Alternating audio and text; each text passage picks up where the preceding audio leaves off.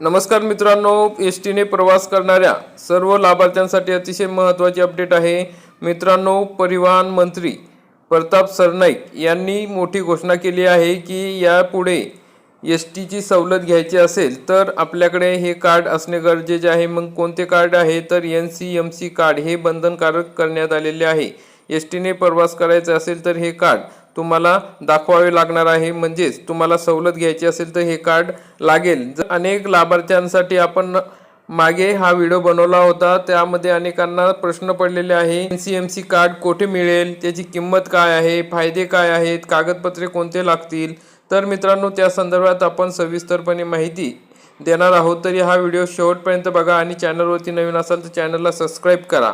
मित्रांनो, आता हे जे कार्ड आहे ते आपल्याला एस टी महामंडळ, डेपो तसेच इतर जे काही 3000 एजंट या कंपनीच्या वतीने खाजगी एजंट नेमण्यात येणार आहे, ते अधिकृत असणार आहे, त्यांच्याकडे याची या ठिकाणी नोंदणी असणार आहे। तर अशा एजंटमार्फत हे कार्ड देण्यात येणार आहे। तर या संदर्भात आपण सविस्तर माहिती बघूया। हे NCMC कार्ड नसल्यास पूर्ण भाडे आकारले जाईल।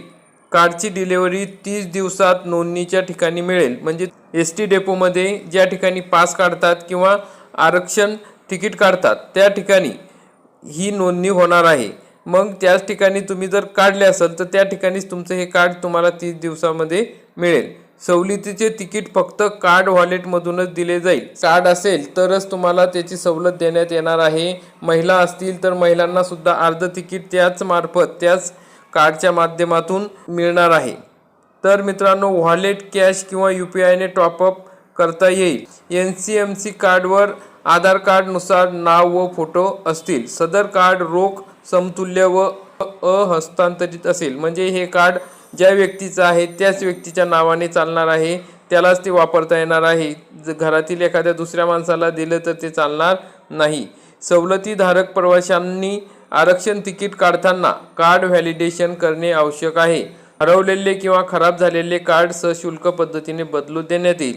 जर एखाद्या वेळेस तुमचं कार्ड हरवलं तर तुम्हाला त्या ठिकाणी जी किंमत आहे कार्डची, नवीन स्मार्ट कार्डची किंमत आहे 199, हे 199 रुपये भरून तुम्हाला ते कार्ड दिल्या जाईल। तर मित्रांनो, अनेक बांधवांना प्रश्न पडलेला आहे की कार्ड हरवलं आणि आमचे त्यात बॅलन्स असला तर काय होईल। तर तुमचं कार्ड जरी हरवलं तरी तुमचे पैसे तुम्हाला नवीन कार्ड काढल्यानंतर त्यात ते पैसे मिळणार आहे।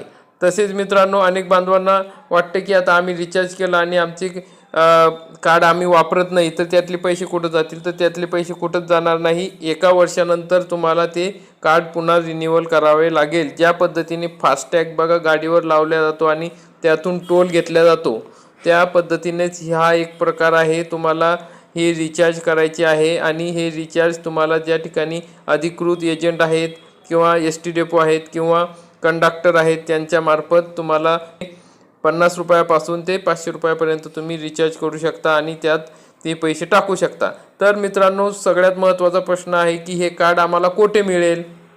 तर या ठिकाणी नोंदणी आणि वितरण या ठिकाणी देण्यात आलेलं आहे। आणि कागदपत्र कोणते लागतील तर सवलतीचा प्रकार, मग महिला असतील त्यांना अर्ध तिकीट दिलं जातं। तर महिलांनी कुठे करायचं, बस डेपो जे नियंत्रण केंद्र असतं त्या ठिकाणी तुम्ही याची नोंदणी करू शकता। हे कार्ड तुम्हाला मिळू शकते किंवा बाहेर जे अधिकृत एजंट यांच्याकडे जाऊन तुम्ही नोंदणी करू शकता। त्यासाठी आवश्यक कागदपत्र आहे, महिलांकडे आधार कार्ड असणे गरजेचे आहे।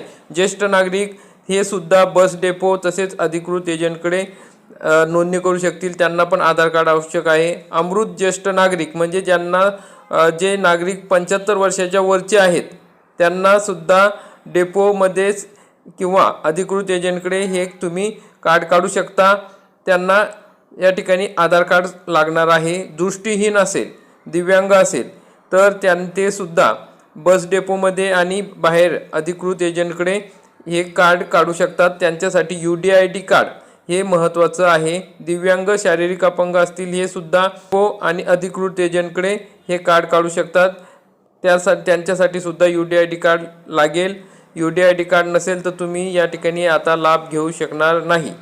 विद्यार्थी, मग विद्यार्थी असतील तर ते फक्त बस डेपोमध्येच हे कार्ड काढू शकणार आहे। बस डेपोचं जे नियंत्रण केंद्र आहे, ज्या ठिकाणी तुम्ही पास घेतात, विद्यार्थी पास असते त्या ठिकाणीच तुम्ही या ठिकाणी हे कार्ड काढू शकता।